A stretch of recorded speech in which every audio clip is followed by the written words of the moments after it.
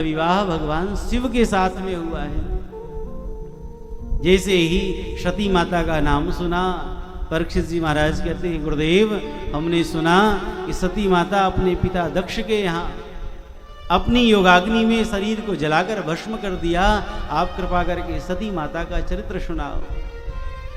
श्री सुखदेव जी महाराज कहते हैं कि राजन परीक्षित, एक बार भगवान शिव जो है वह दक्ष प्रजापति को जब प्रजापति का पद प्राप्त हुआ तो उस स्वागत सभा में गए।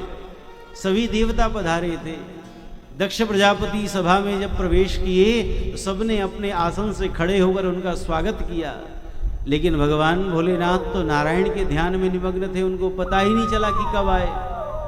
दक्ष ने देखा कि हमारा दामाद यही हमको प्रणाम नहीं कर रहा है। सारी सभा प्रणाम कर रही है, उस तरफ नहीं देख रहे हैं। एक शिव जी ने प्रणाम नहीं किया, स्वागत नहीं किया, तो वही देख रहे हैं। और यही अभिमानी लोगों की दशा होती है।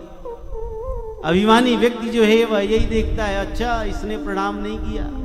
सोई महाराज भगवान शिव को गालियां देने लगा, ओहो हमारी कन्या के तो भाग ही फूट गए। ऐसे अमंगल वेशधारी शिव के साथ अपने अपनी कन्या का विवाह कर दिया।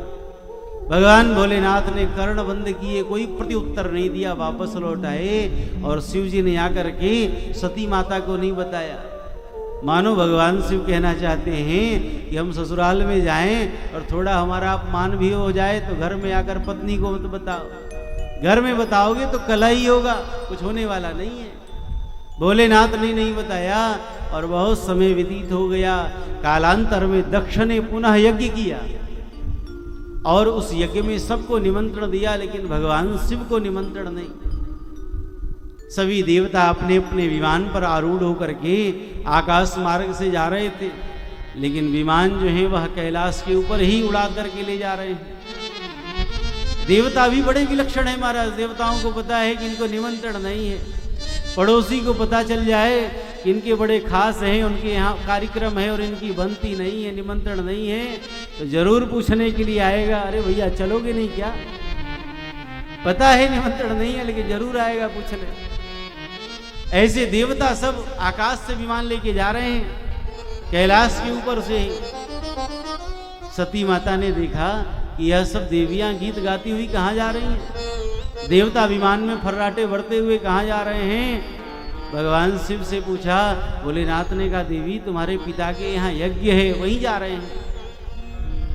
सती माता ने कहा, ये स्वामी जब पिता के यहाँ उत्सव है तो हमको भी जाना चाहिए। शिव जी ने कहा, देवी जाना तो चाहिए लेकिन निमंत्रण नहीं है। और आज भगवान भोलेनाथ ने बताया है कि देवी कालांतर में ऐसी घटना घटी जिसके कारण से उन्होंने निमंत्रण नहीं दिया।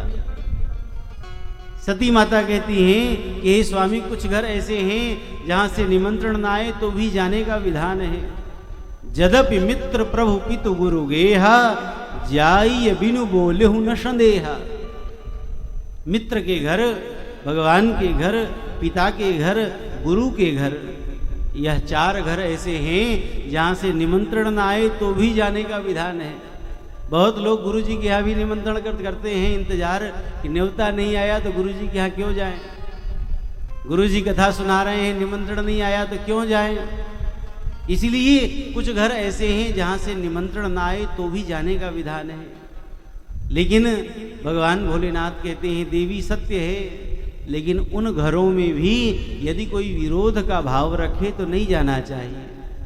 तदपि विरोध मान जहां कोई, तहां गए कल्याण न होई। यदि उन घरों में भी कोई विरोध का भाव रखे तो नहीं जाना चाहिए।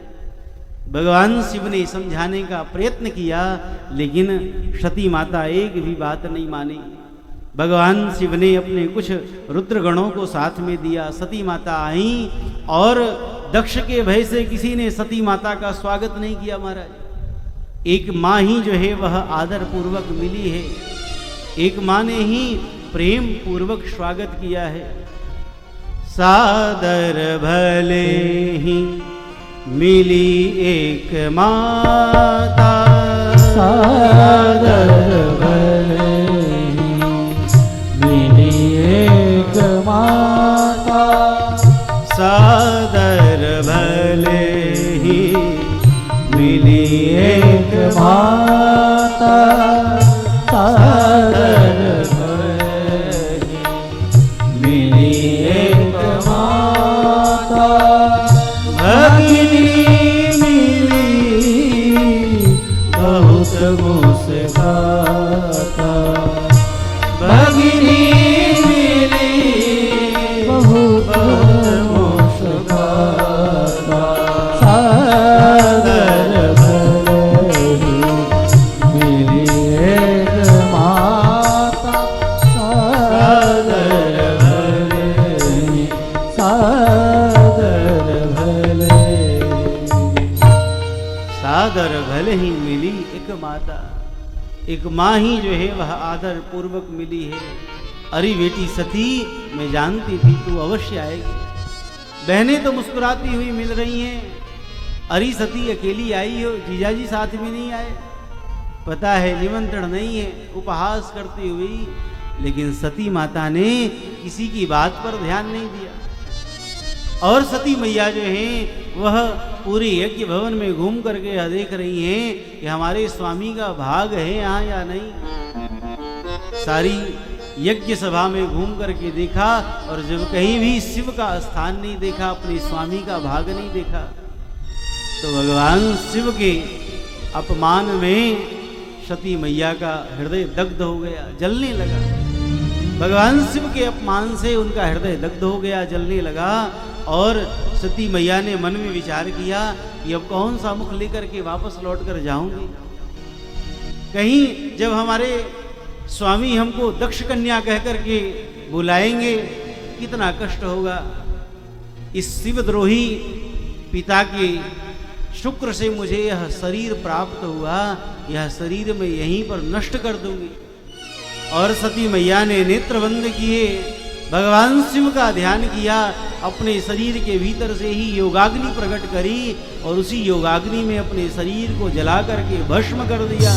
बोलिए सती मैया की जय हो। अपने शरीर को जलाकर भस्मीभूत कर दिया महाराज। रुद्रगणों ने जाकर भगवान शिव को सूचना करी। भगवान शिव कुपित हुए, अपनी जटाओं से केश को उखाड़ा, भूमि पर पटका।